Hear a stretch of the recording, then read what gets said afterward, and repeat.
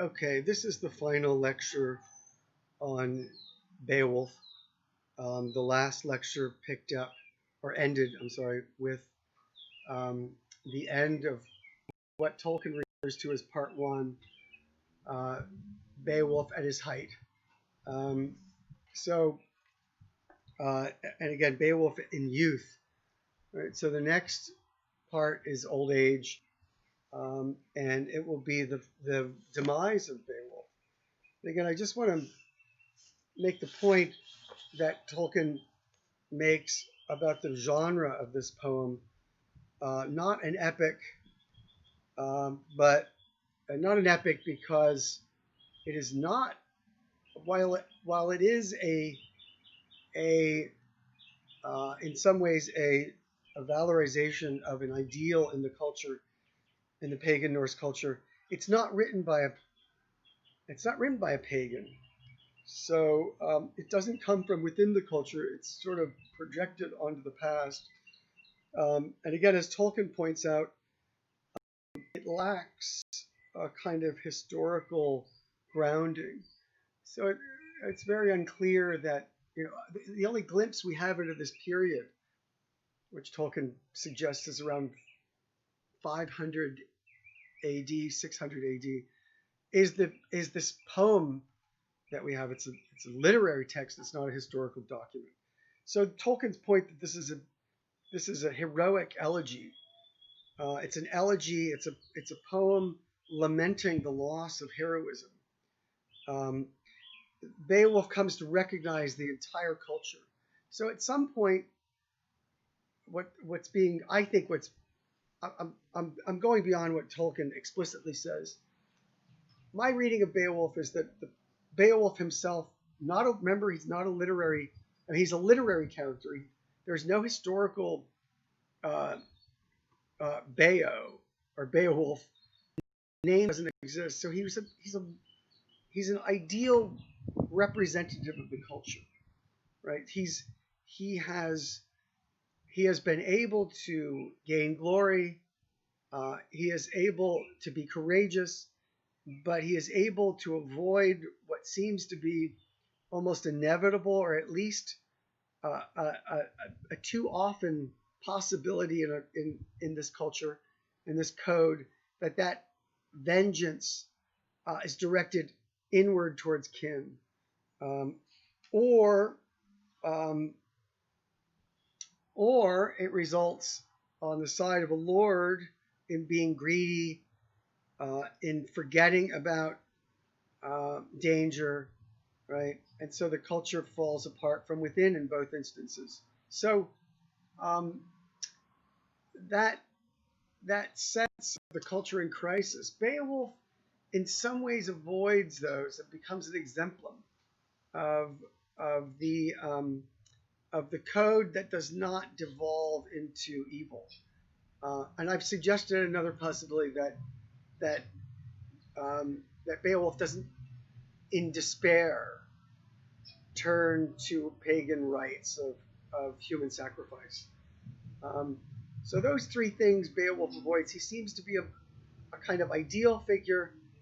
It's a moment of equipoise in the culture, and balance, but very precarious, obviously. And Beowulf's death, which is coming at the end of this poem, results, as we'll see, in the passing of the culture itself. Um, so, um, so I just want to go back and point out uh, the effect of Beowulf's victory. Uh, Not only so we have two of those instances. We have two of those effects. One in Denmark, and this is Hrothgar speaking, so we should always take him seriously. My liking for you deepens with time, dear Beowulf. I ended with this, but I want to repeat it again. What you have done is to draw two peoples, the Geat nation and us neighboring Danes, into shared peace and a pact of friendship, in spite of hatreds we have harbored in the past.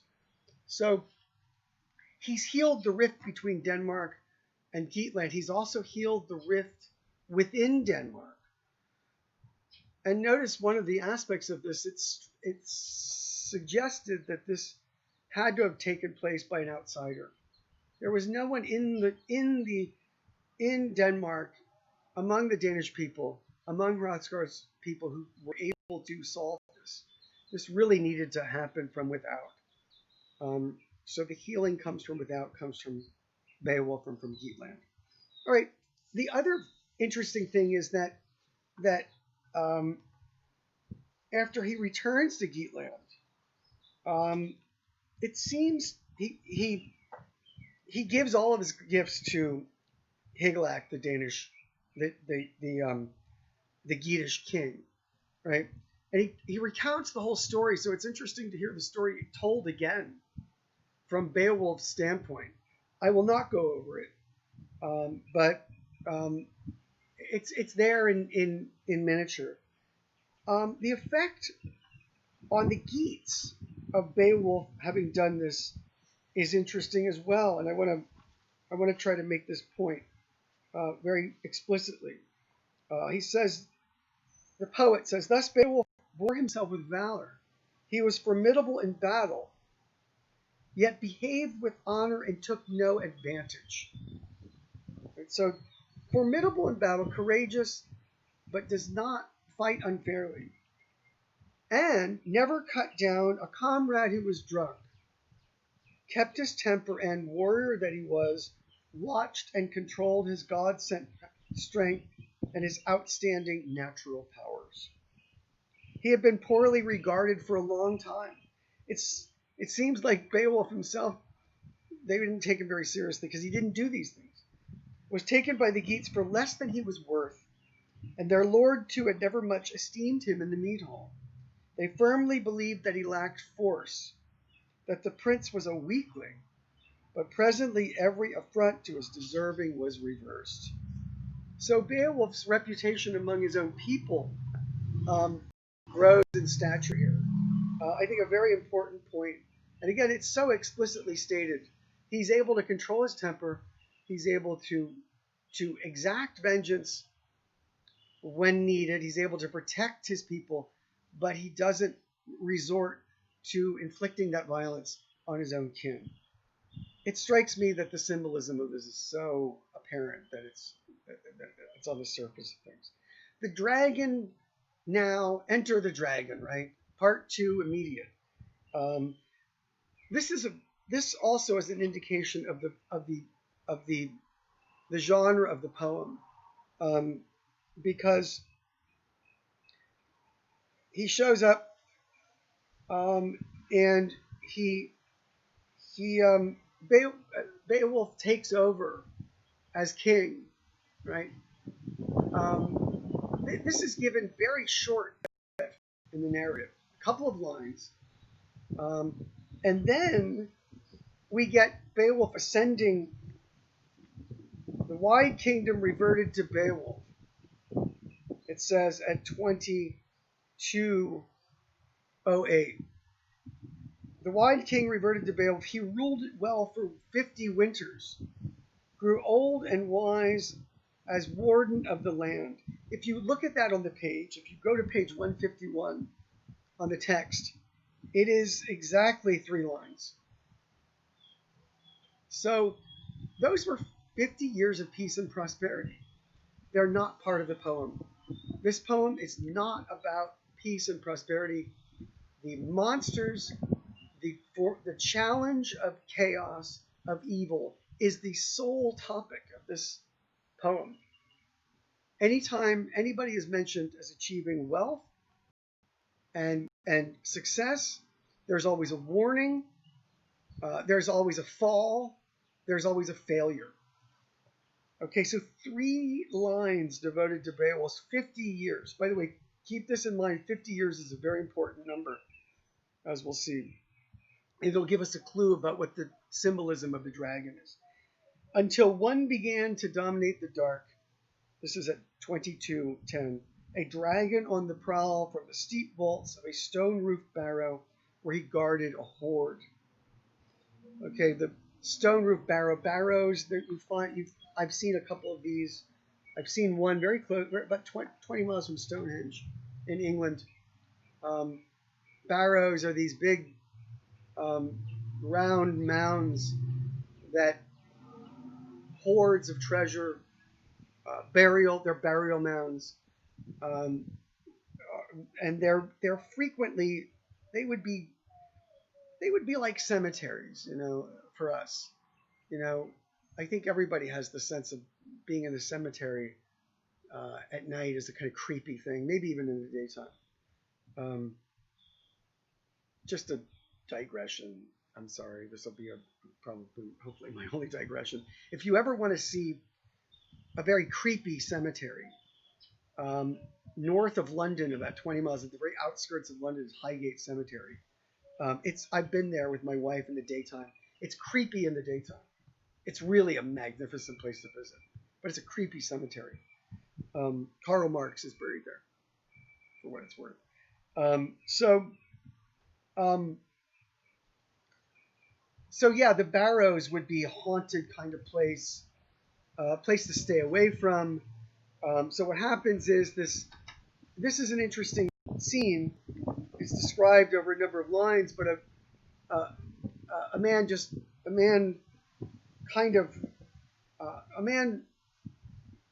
who is out of money, actually, who owes a debt and becomes desperate, goes into this barrow and steals a cup. That important point that there's somebody in Beowulf's community who has been marginalized like this. That's an important point. Something's gone wrong here when somebody has to resort to this kind of thievery. And it awakens the dragon. It goes on. He had handled and removed it. There was a hidden passage unknown to men, but someone managed to enter it by it and interfere with the heathen trove. Heathen trove, it's a pagan burial. It's a pagan treasure. He had handled and removed a gem-stub goblet. It gained him nothing. Though with the thief's wiles he had outwitted the sleeping dragon, that drove him into rage, as the people of that country would soon discover. Right, so it wakens the dragon. The dragon's origin is shadowing. How long the dragon has been there, it's unclear. But the people who owned the treasure were consumed by it. It says in days of yore.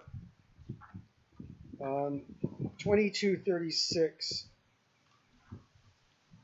Death had come and taken them all in times gone by, and the only one left to tell their tale, the last of their line, could look forward to nothing but the same fate for himself. He foresaw that his joy in the treasure would be brief.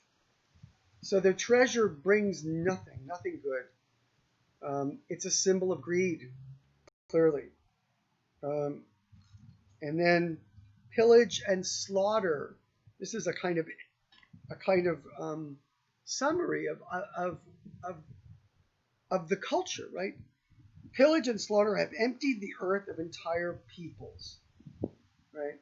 So what's interesting about this is that this doesn't destroy people who are pillaged. This destroys the people who pillage, suggesting there's something that will eventually, by its very nature, destroy this pagan culture if something else doesn't come to alter it. So when the Christian poet expresses a kind of admiration for the culture, there also is a recognition that it's a failed culture. There's something great about it, but its greatness is its failure. And of course, the Christian idea of the resurrection, of the crucifix, of Christ dying on the cross and then rising from the dead, that alters this whole culture. Connects very deeply on fundamental levels with the sense of loss, the sense of deep loss that's part of human life, but alters and transforms the idea of vengeance and the idea and the sacrifice and the sense of greed, the sense of that one's one's status in life comes from how much you've plundered and pillaged, how many goods you've stolen, right? There's something destructive about that. And the Beowulf poet, the Christian poet, writing this recognizes that and articulates this in a number of places. So Beowulf's demise is part of that pillaging idea, the idea of pillaging. So the dragon burns the village with fire. And again, the symbolism of this is the way in which the village is consumed. Beowulf's people are consumed by this. Beowulf's response at 23:24 to 23:44 and beyond is very important. If you're interested in writing a paper comparing his boast, formal boast, with this, it's an interesting contrast, because in the formal boast, you recall, Beowulf recognizes the possibility of death. Beowulf here does not fully acknowledge death as a possibility. It's almost like he senses it, but he doesn't acknowledge it. So why? Well, it says at 23:47, he had scant regard for the dragon as a threat, no dread at all of its courage or strength, for he had kept going often in the past through perils and ordeals of every sort. He's always won, so he thinks he always is going to win. Pride at past exploits, now remembered by the poet and Beowulf. So you have a long passage of his past exploits. It doesn't say that Beowulf is remembering them. It'd be like some episodic moment in a film where you would have flashbacks or something.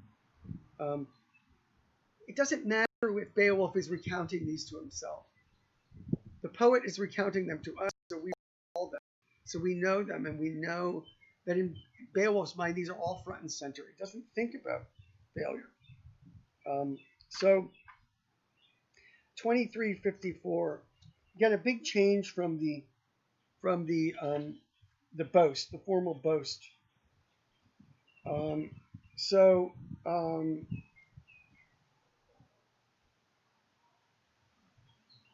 See if I can find this passage. Sorry.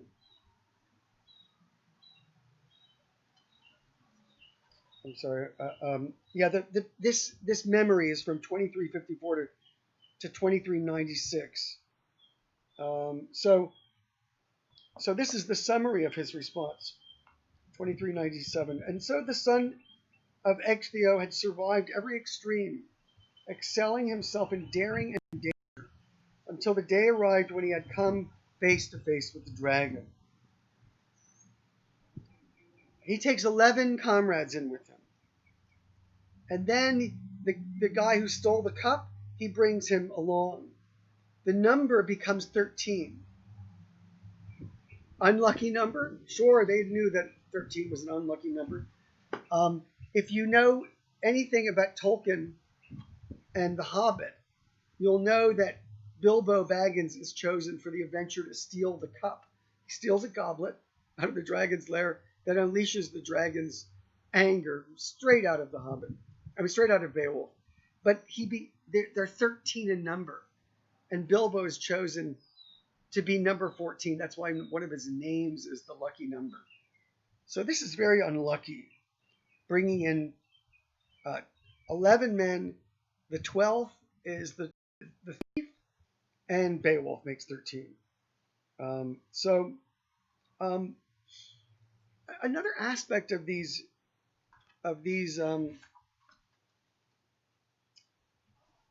memories that I've just recounted is there's a tone of lament for loss, for the death of loved ones. There's a sense of strife and war and destruction, not gain. There is a sense of gratitude for the gifts that he's been given. But again, the sense of loss here is centered. So Beowulf addresses his men. I'm just going to read a part of it. But first, just this sense that he has. Um, again, it's not that he's totally unaware of death. He just refuses to place it in the center, like he did with the boast. Um, it says at 165, page 165. This is 24:17. You get the sense of him looking at his past and thinking about the future. The veteran king sat down on the cliff top. He wished good luck to the Geats who had shared his hearth and his gold. He was sad at heart, unsettled yet ready, sensing his death. His fate hovered near, unknowable, but certain. It would soon claim his coffered soul, part limb from limb. Before long, the prince's spirit would spin free from his body. Tolkien's commentary there. Let's see if I can find this.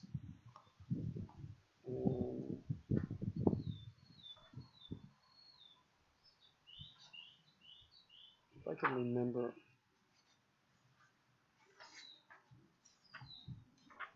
See if I can find this passage quickly.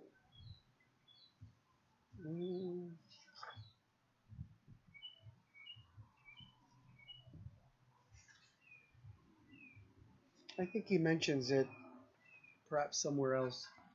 I can't find the commentary, but it's something like, you notice that it just says his spirit spins free from his body. It doesn't say where it's going. The Beowulf poet leaves that out. The question of whether he's a good pagan who is redeemed is clearly a possibility, I think, but not a surety. A nice equipoise, a nice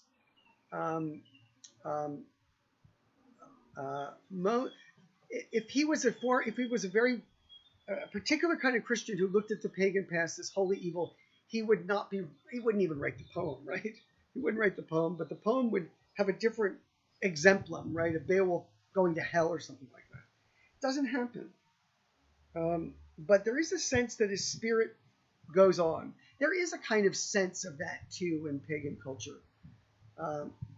It's unclear whether this filters down through into England or not, into this culture. But the idea of Valhalla, that there's a place where warriors go, seems to be an idea present in pagan Norse culture. At any rate, he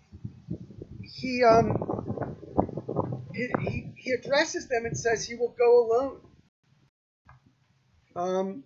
And he issues a final boast at 25:10. Sorry, that was a loud truck going by. 25:10. Beowulf spoke, made a formal boast for the last time. Now, this is so obviously parallel, meant to recall that first boast, that you really have to remember that what he said there again. I'll repeat it again and again and again. He promises to defeat Grendel or die trying. He admits the possibility of death. So here's his final boast. I risked my life often when I was young. Now I am old, but as king of the people I shall pursue this fight for the glory of winning. If the evil one will only abandon his earth fort and face me in the open. And then again, so look at that. Almost promising victory. And then he says, I'm not going to use the sword. I'm not going to go in armed. He eventually realizes he has to use the sword. The battle goes on from 25:38 to 26:01. Sword doesn't work. The men retreat. They all run away. They all fail to uphold the pagan warrior code, except for a figure named Wiglaf. He comes to his aid because he remembers the bond of loyalty, and he would rather die than be a coward. He says at 26:50,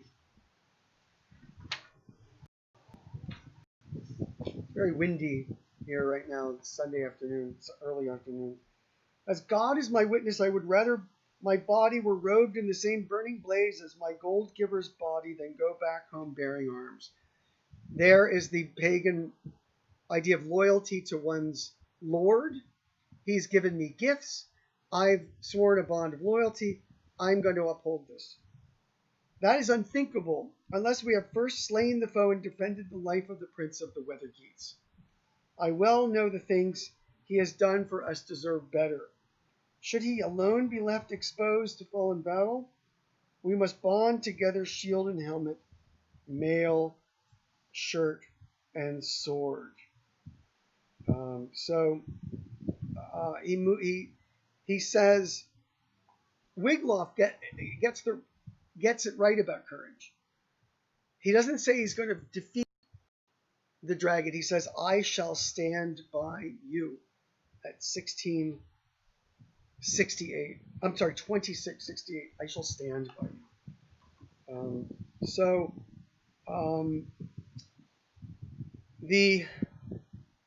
In the battle that goes on again for another 100 some line, almost 100 lines, 2660 to 2723. Beowulf is mortally wounded. These are his dying words as he realizes he's succumbing.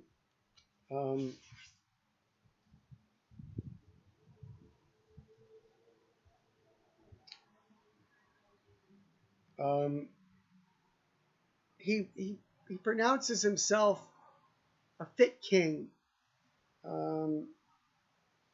For 50 years I ruled this nation. We'll see that number again is important, but it's recalled here so we remember it. 50 years. I took what came, he says. All this consoles me. Doomed as I am and sickening for death because of my right ways, the ruler of mankind need never blame me when the breath leaves my body for murder of kinsmen. That is a strange passage. The ruler of mankind, but what he's basically saying is, I never killed my kin. Then he says something really strange. Go, Wiglaf. Dearest Wiglaf, I want to examine some of it. Bring out some of the gold. So there's some linkage to the gold treasure in Beowulf that even with death, Beowulf is linked to it. He arranges his own funeral here, and then laments the passage of his people. At 28:14, you are the last of us, the only one left of the weed mundlings. Fate swept us away, sent my whole brave high-born clan to their final doom. Now I must follow them. So there's the sense of Beowulf as the passing of an age, really, I think. And he really, I think, again, represents the equipoise of this culture and its failure. Not only his own failure, not only his own dying, but the death of the culture. So the sense of a soul flying away again, but its destiny unknown, is articulated at 28:19. The soul fled from his breast to his destined place among the steadfast ones. Where is that? Who knows? So what do we have here? We have Beowulf dying a fairly noble death, unable to slay the dragon by himself. He needs Wiglaf's help. And it has something to do with Wiglaf's recognition of Beowulf as a just giver of gifts, of gold. And so Also, the sense of greed here. Beowulf, even dying, can't relinquish his desire to see the treasure. So I think it's pretty clear that the dragon symbolizes greed here. A couple of passages that should suggest it. No longer would his snake folds ply themselves to safeguard hidden gold. This is at 28:27, 28:26. Never again would he glitter and glide and show himself up in midnight air, exulting in his riches. So he's not going to hoard his gold, nor is he going to show it off. These are the two poles of greed. Dante's Divine Comedy has these two poles of greed being purged in purgatory by going against each other.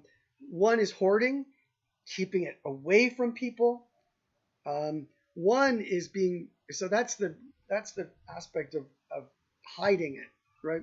When you hide your gold, when you hide it, it's not good for anybody. It's not good for you. You know, wealth needs to be put in circulation to do anybody any good. Holding it is doing evil, and it's corrupting the owner of it. Also, being exultant and showing it off, being profligate, that's the other side of greed. Those are the two poles, the opposites of greed. So the dragon represents that, represents greed, symbolizes that in those two aspects. The treasure, it says, had been won, bought, and paid for by Beowulf's death. So there's something about the treasure, getting the treasure, and Beowulf's death that's linked together. Both had reached the end of the road through the life they had been lent. Not owned, but lent. Treasures pass through. They're possessions that pass through. If you think of them as solely your own, you're succumbing to greed. You can't think of your life as owned by you. It's determined by fate. It's lent to you to do with what you will during the time you have it. Death takes that away from you. All right. So a very important point about passage through life. There's an Old English poem. Actually, I'm sorry. It's a passage from Bede, a historical passage where there's a slight poetic story that life is like a hall, a great hall that's warm inside, fire, feasting, community, and all outside is barren and waste and winter.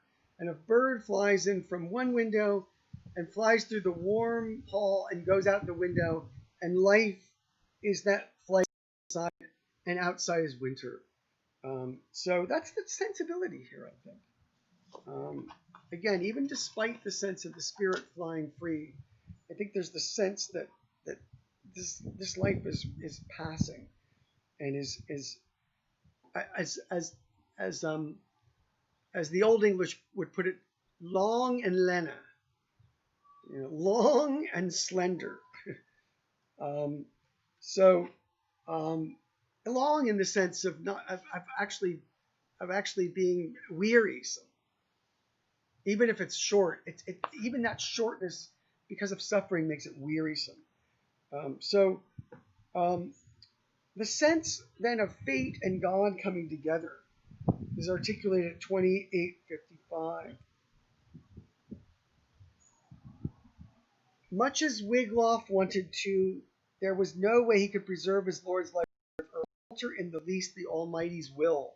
What God judged right would rule what happened to every man, as it does to this day. So this is at that point there, we see the Beowulf poet pretty clearly saying, I'm just saying this because he believes in a God that's present throughout all history, not just Christian period.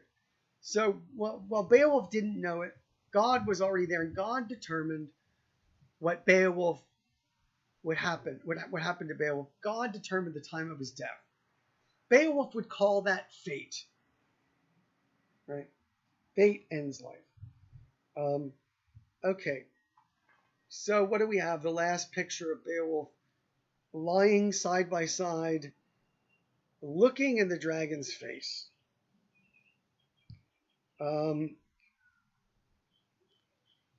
This is around, let's see where.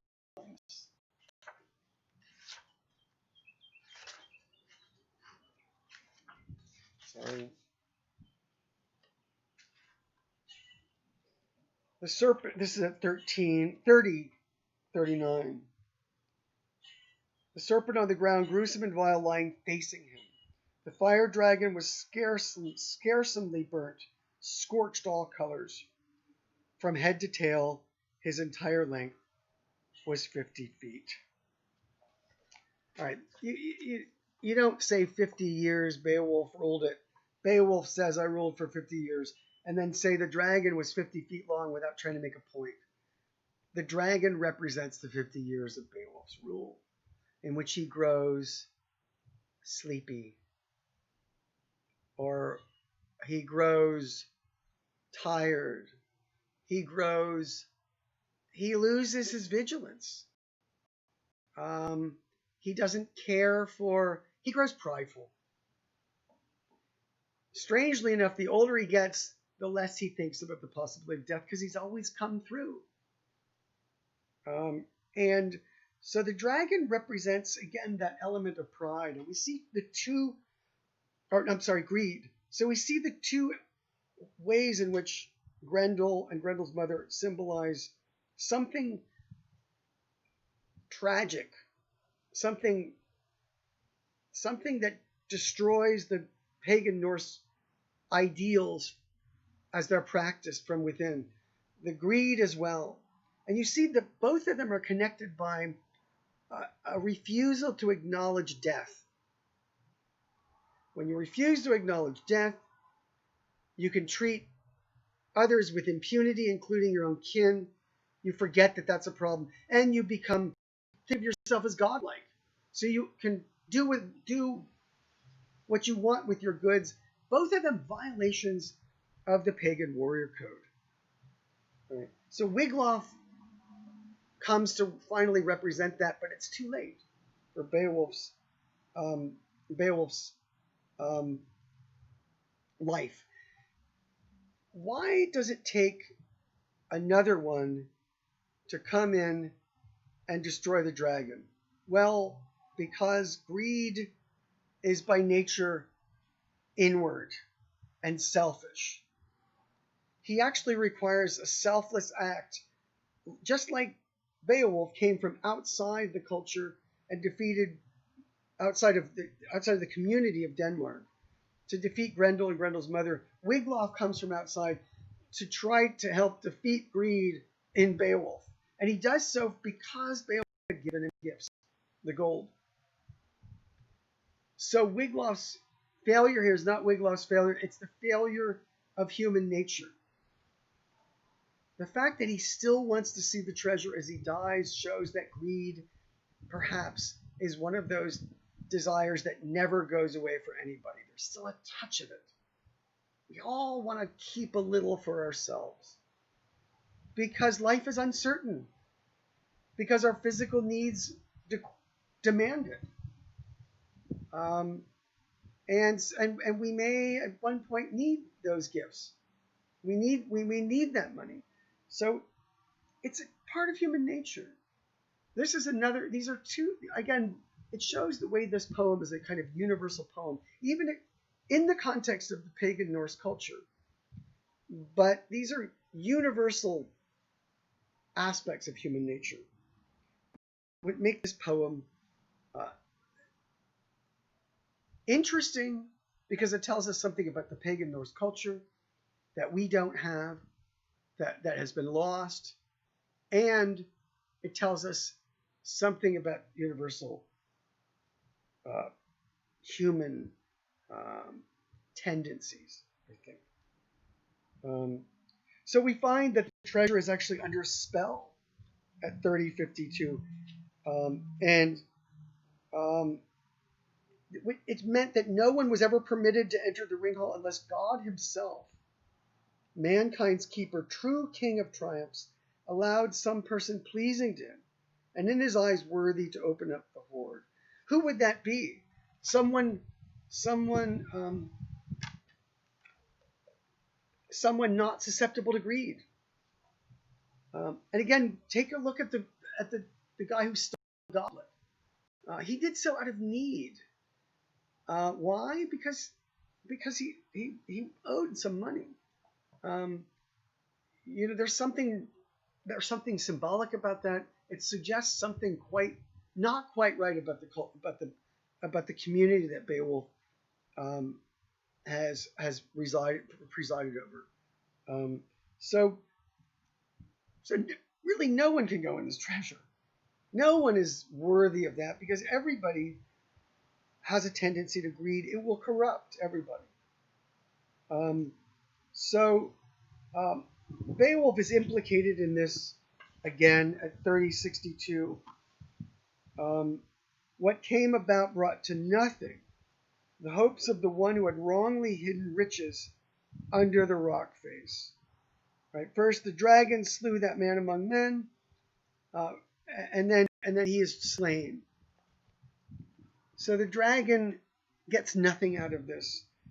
It's all corrupt and corroded. They bring it out, and the treasure is useless. It's destroyed. It destroys everything it touches. Greed does that, right? So Beowulf is buried as a pagan. I'll read the last lines. There's a funeral pyre built. His body is burned, and he's buried in the barrow. And the last pages of this, the last 100 lines or so, are sorrowful. They're filled with lament. They're matter of fact. There's a kind of understatement that's part of pagan Norse culture that does not outwardly bemoan and grieve. Remember, he said, grieving, put away your grief, vengeance is for us. He tells Hrothgar that this is not, we don't find the kinds of stuff we find in Greek culture where they're crying and wailing. This is all understated, born, and again, it's part of that culture.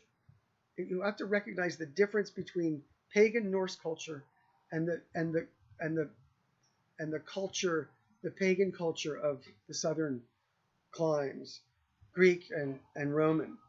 So very understated. Matter of fact, this is the way life goes. So the Geat people, his hearth companions, sorrowed for the Lord who had been laid low. They said that of all the kings upon the earth, he was the most gracious and fair-minded, kindest to his people, and keenest to win fame. So there's that desire for glory that sets Beowulf apart, but his kindness as well never leads him, because even though he's glorious and courageous, never leads him to kill King. So Grendel and Grendel's mother, I just want to finish the symbolism of this. They symbolize an internal strife, right? They're shadowy, they're outside of the community, but within. They emerge from the heart of human nature, but they feel like an external force, and that's true of anger. It's an internal strife in which vengeance leads to the killing of kin. It has a physical manifestation, but it's defeated through an internal struggle.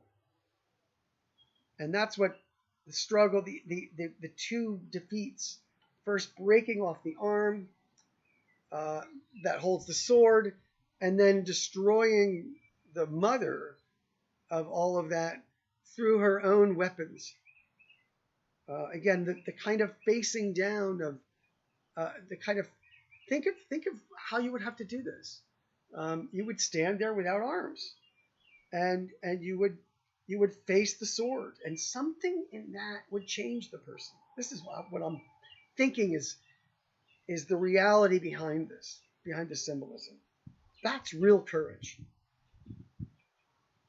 More courageous than taking a sword and fighting. So internal strife, which finds external effects in actually killing kin. That's why Grendel and Grettir's mother take the form of the body, but also are shadowy figures of a spiritual nature. The dragon represents also an internal experience, but it's more physical. You see it in the greed and the amassing of treasure, and that's why the dragon is much more physical and much clearer to see, and represents a kind of physical has a physical manifestation of an internal experience of greed. So there's the two. Beowulf eventually succumbs to the latter. Probably harder to give up, according to nature. So I just want to conclude with two commentaries. This is what Tolkien says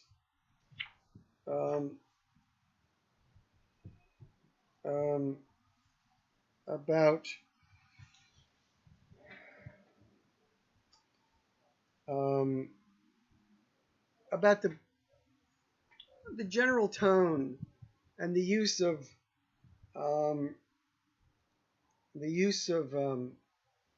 Christian elements. So he's talking about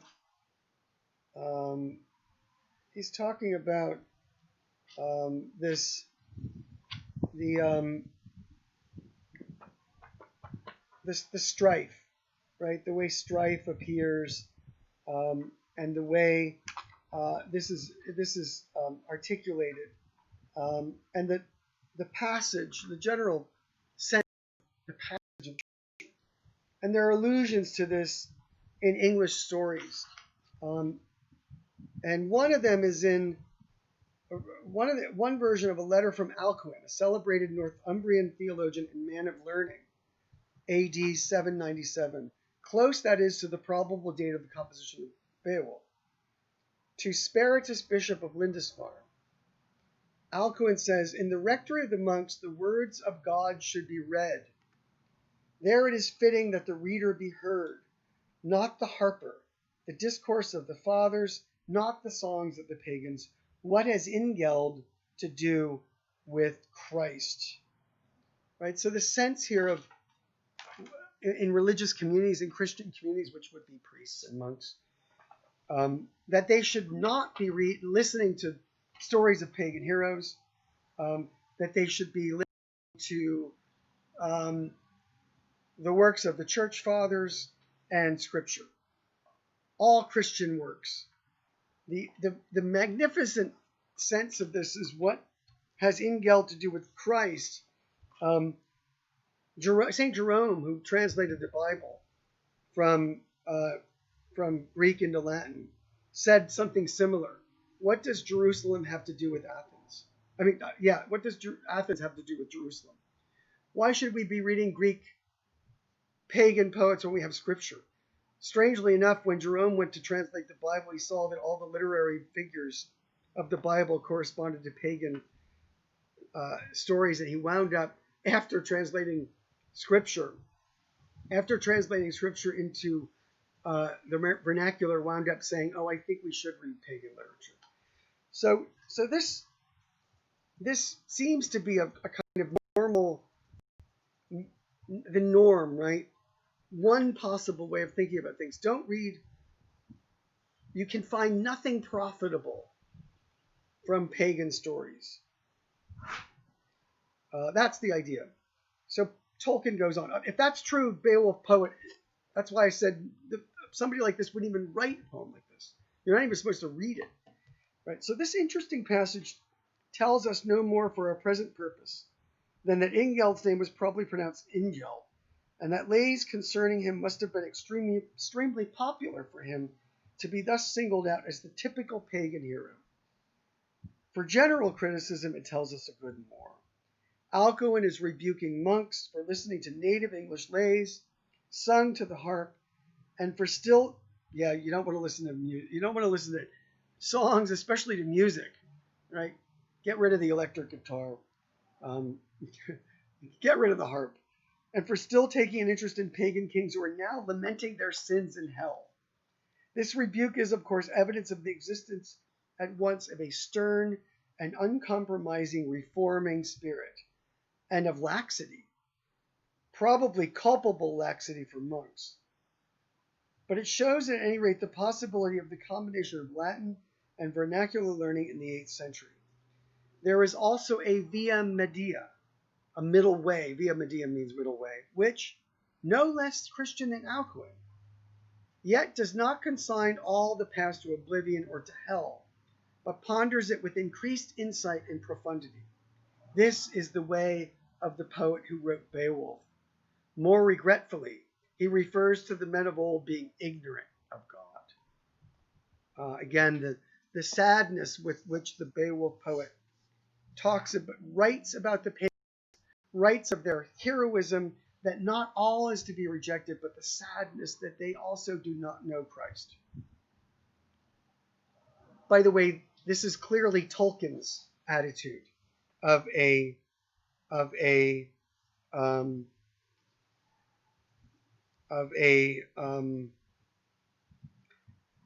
reforming, of a liberal spirit, liberality in one's view of those outside of the Christian dispensation, not consigning them to hell, but being more liberal and looking at intention. He goes on to say, in tradition, Heorot seems to have been remembered especially as a center of pagan worship.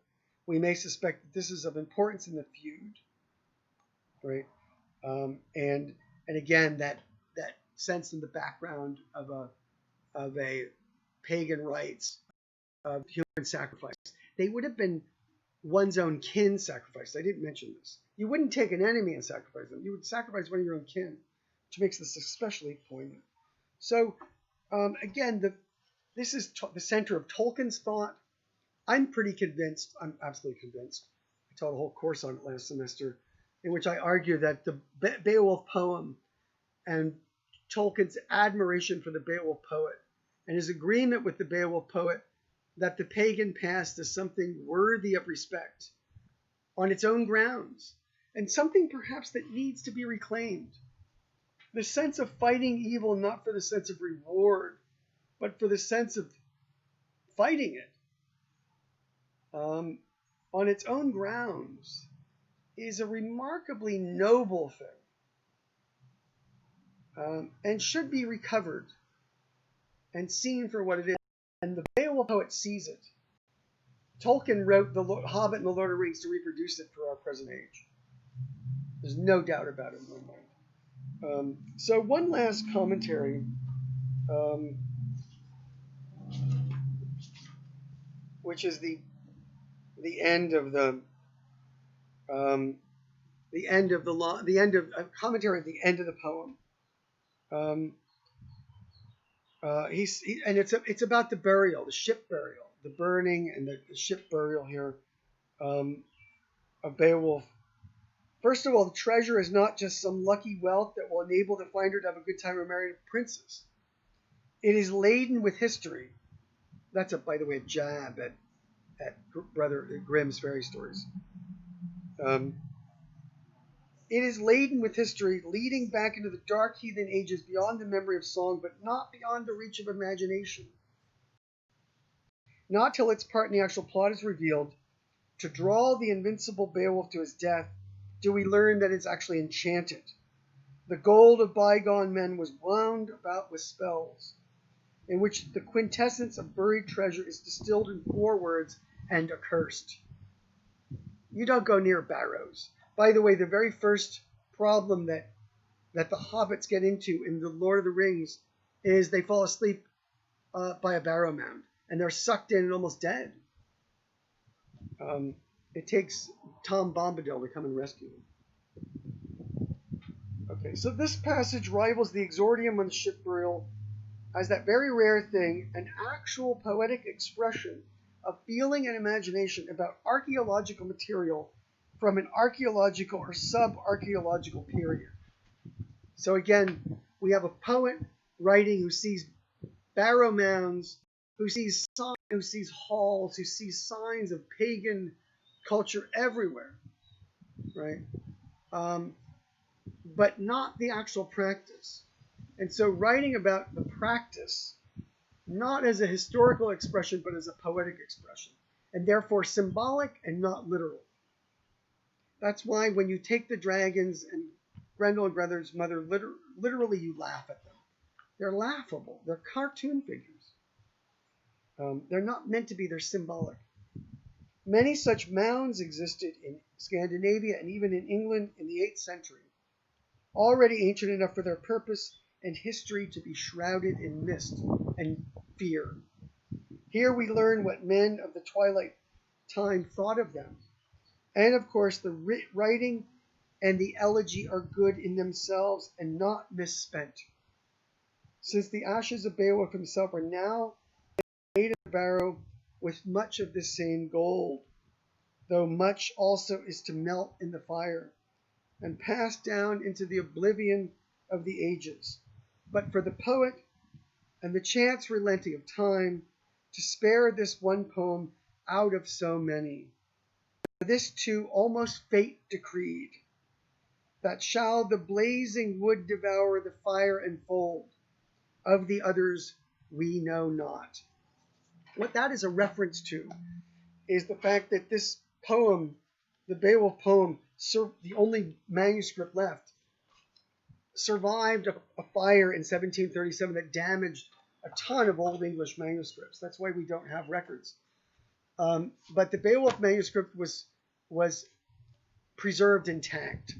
And Tolkien is suggesting that the writing of the poem was fated in a way, and the salvation of the poem, the manuscript of the poem was fated. That's what Tolkien is seeming to suggest there. I think a marvelous poetic idea that I probably agree with.